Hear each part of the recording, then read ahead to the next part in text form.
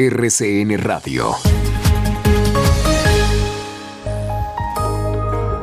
Una vez más se aplazó en los Estados Unidos el inicio del juicio contra el empresario colombiano recapturado Alex Saab, señalado de servir como testaferro del régimen de Nicolás Maduro. El gobierno sancionó la ley que le da vida al Ministerio de Ciencia, Tecnología e Innovación.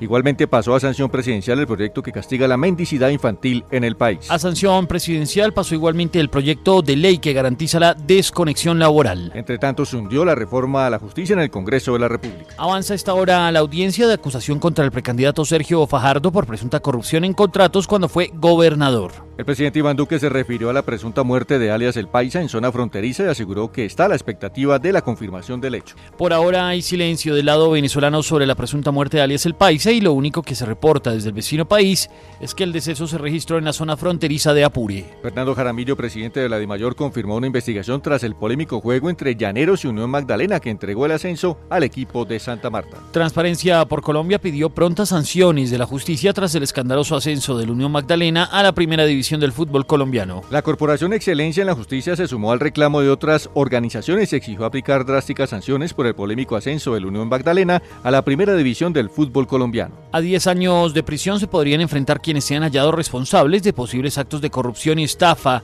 tras el sospechoso ascenso a primera división del Unión Magdalena. Los dueños de acciones de Nutresa revelaron que solo han aceptado vender al grupo Gilinski un 0,10% del conglomerado. Cerca de 11.800 miembros de la fuerza pública han sido víctimas de desplazamiento forzado en Colombia. Se reportan inconvenientes en la movilidad por una protesta en el oriente antioqueño, lo que afecta la entrada y salida de automotores en el Aeropuerto Internacional José María Córdoba. El recaudo de impuestos en Colombia, con corte al mes de noviembre, superó los 140 billones de pesos. El presidente Iván Duque aseguró que hoy se llegará al 50% de la población vacunada con 2 dosis en Colombia.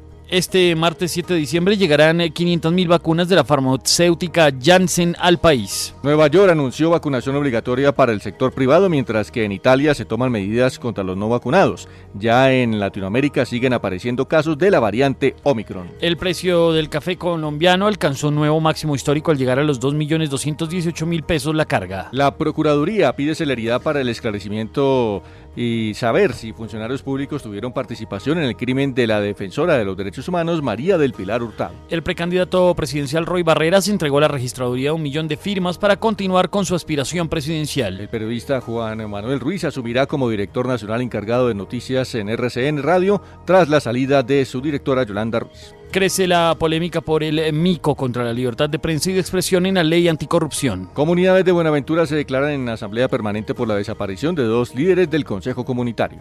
Hoy se reactivó la operación en el puente aéreo de Bogotá, esto después de transcurridos 20 meses de la contingencia sanitaria provocada por la pandemia de la COVID-19. Anthony Zambrano y Mariana Pajón fueron elegidos como los deportistas del año 2021 por el diario El Espectador.